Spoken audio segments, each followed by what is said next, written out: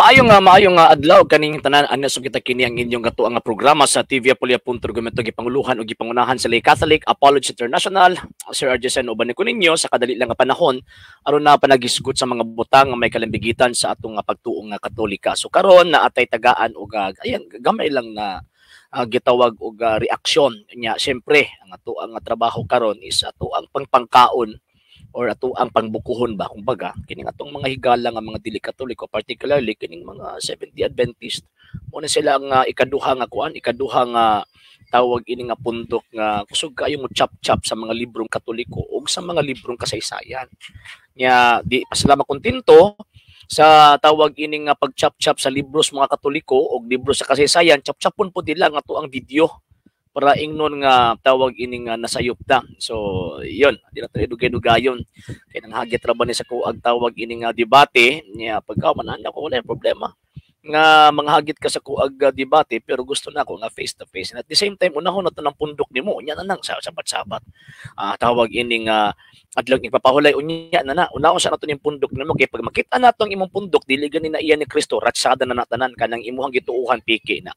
Okay, so ato asang tawag ini nga paminaw ning binutbot ning mga tawhana.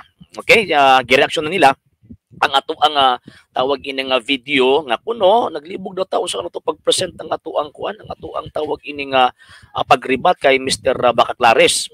Nga naman kay naglibog sila ngano daw nga tawag ini nga libog daw kay presentation mahimo gid ng libog kung ikaw mismo wala kayo nagabasa kang wala kay tamang komprehensyon. Libog yun na. Ngano man kay ilabi na wala ka anang tawag anang libro wa ni mo nabasa ang tibok context ni anang maong libro malibog jud ka. O sige atuan tawag ining paminaw ning binutbot aning daig. Dili tanan statement ni Saide tungod kay nagbase siya sa panghitabo niya imo panuong gipalig-on ang argumento ni Pastor Chris. Ngaon sa day tawag anang ako adong gipalig-on sige daw. Nasulpot ang Romano Katoliko tungod kay ang early Christian naa sa gitawag og niya katawag ko nimo ang gitawag og mga tawhan na gipalig-on daw ko no. Nako ako mismo nagpalig-on ako ang gibuko ang inyong Pastoy Bacaklares ngano man kay ang iyang gi-quote stand sa Eastern Orthodox Churches nga nagasupak sa supremasya sa Santo Papa nga gihuptan gikan pa sa 1st century AD gikan pa kang San Pedro. Unya himuon nimo nga statement na or tawag ining barugana na sa istorya ni nga si tawag ining Gregorio Saide. Pataka lang kining mo mga tawhana pataka ra gyud. Kini ni sulpot ra ang guys.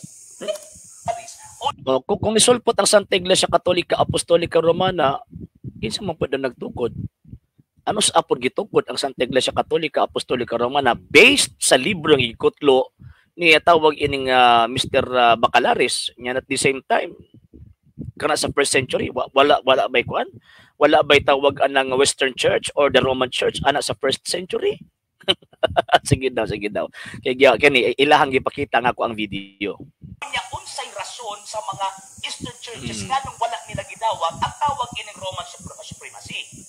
Okay, so dinhi ako ang tawag ining gitadtad ang gi-quote ni Mr. Bacaklares kadtong argumento sa Eastern churches. So ang ako ang punto dinhi nga katong gikutlo ni Mr. Bacaklares dili to statement ni tawag ining Gregorio and Sonia Saide kung dili baruganan to statement kadto sa gitawag og mga Eastern churches nga diin ni contest sa supremasya nga gihawiran sa Santo Papa didto sa gitawag og Roma. So tan-aw na to be. Ay punto nila una ang rason nakamuyakat man ang explanation. Tan-aw na to nagkayamukat daw nya pagkahuman siya pud apod siya an apong libro ha. Apod siya kabasa sa tibok konteksto. Di ba yabag? Sige daw. Number one, the following reasons. The earliest Christian churches were found in the East, not in the West. Kung ipasabot, makita ang pinaka-earliest Christian sa East na naman kaya diya man nagsugod ang Christianity dili man sa West.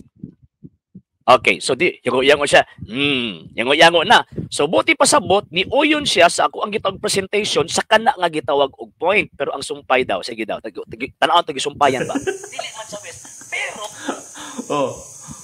unsaon nimo pagka connected ni Apostol Peter nga west man mo. Okay, so mo ni ang question.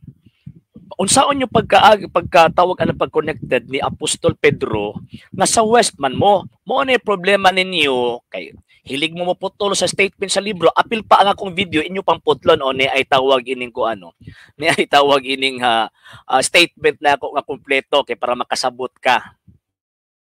Makita ang pinaka-earliest Christian sa East nga naman kay diha man nagsugod ang Christianity dili man sa West pero gikan sa East ni abot siya og tawag ining West. Ayun, so buot iba sa bot ang giingon ni Daig gi-question niya unsaon ninyo tawag ining pag-claim nga sa West man mo, sa East man kahato, ang tawag ining early Christians, unsaon man yung pag-claim nga sa West man mo, ngano man kay ang explanation klaro akong gisulti nga kining early Christians nga unang gitukod sa East ni abot ni og West. Oh, sige, i-continue pa nato.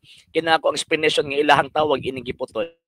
Ang pangunahuna ni Mr. Bacalaris na makitaan sa East ang Christianity, so therefore sulpot lang kalit ang West dili ngano man tungod kay sa 50 AD na ana sa page tawag ining page 118. Unsa may giingon dinhi? Christianity started in the East but it found more fertile ground in the West. So buot ipasabot ka ng Eastern Church o Western Church naa siya connection. Wala kay nibuto lagkalit ang Roman Church dito sa West nga naguna dito ang East dili. Naa na sila connection pastoy. So unsa man ang ako ang tawag ining sumpay kinsa man ang founder sa gitawag og kanang Western Church or the Church in the West. Ana connection. Question, kinsa man ang nagtukod ana? O sa maong gihapong tawag ining libro, World History for the Postmodern Modern World o na. Okay, so kini ang tawag ining same nga libro ang akong gigamit sa libro nagigamit sab ni tawag ining Mr. Bacalaris. Ana kini na sa silong. Ato ang tawag anang basahon na kinsa may nagtukod anang gitawag og Roman Church dito sa West. O basahon nato ha. Atong bukuhon si Mr. Bacalaris. Christianity na ana sa page 117. Christianity spread westward from Palestine to Rome. So buot ipasabot from east to west. So tama tong gingon ni sa tawag ining stanza sa Greek churches ang tawag anang early church nagsugod man dito found in the east not in the west. Ngano man ulahi naman ang Rome. Ulahi naman ang west. Pero ang question, kinsay nagtukod, kinsay nag-establish sa church sa west or sa Western Church? Okay, atong tawag anang padayon pagbasa. Christianity spread westward from Palestine to Rome. As the apostles spread the gospel of Jesus, they found more fertile ground in the west. Okay, diba? So, natubag-ig. Natubag imong question. O kung saan nato pagka-connect, sa simbahang Katolika dito kang Pedro. Nganong man kay same San Pedro nga nagtukod sa Diocese of Antioch, same nga Pedro nga nagtukod sa dito sa Diocese of Rome nga mao nang giingon nga Western Church. Ayo lagi ninyo putla-putla lagi ang ako ang tawag ining kuan lagi, ang ako ang tawag ining argumento o presentation kay kamuray maulawan.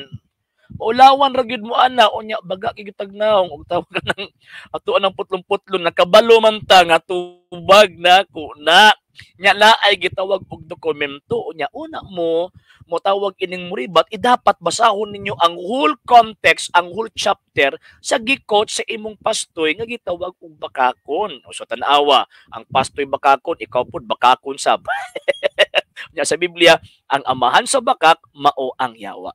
So sa wala pa nakapag-follow sa to ang page, I-follow niyo itong ang gitawag page, RJ Roland Sandres Second TV, Apolia Punto Argumento, and Kuya Apologist TV page. And pwede sab mo, mag-send din na og Facebook stars. And also sa atong gitawag mga channels, sa wala pa nakapag-subscribe, i-subscribe ninyo nga itong mga channels, Dali Catholic, Apologist International Official, RJ Sandres Second TV, Kuya Apologist TV, and Barrio Kawayan, Religious Forum. And pwede sab mo mag-send din na og super sticker, super chats, and the super thanks. And yon sa mga Katolikong gustong mo tabang, gustong mo suporta, ninyo mong programa, pwede ninyong ipadala yung tabang suporta, pinost mga account numbers, anaka din sa mga screens kana nagadagang information, and pwede sab mo mag-message sa tong page kung very mitan sa inyong pagpadala. So ayun, another na naman pod nga tawag ining punto nga ato ang gipakita nga kining maong mga depensor sa badista mga bakakon. Okay? Sa ngalan sa Bukpera sa TV Apolia Punto, gumito gipanguluhan og gipangunahan sa Lay Catholic Apologist International sa kumakauban ng LCA. Gusto na mga Katolikong nagatabang o nagasubaybay o nagasuporta nin programa kini yung ubos nga lagat gusto pagtong Katoliko Sir RJ Seno, temporaryo manamit kaninyo og moingon, Ecclesiam Servire et Fidem Catholicam Defendere. Ave Maria, viva Cristo Rey.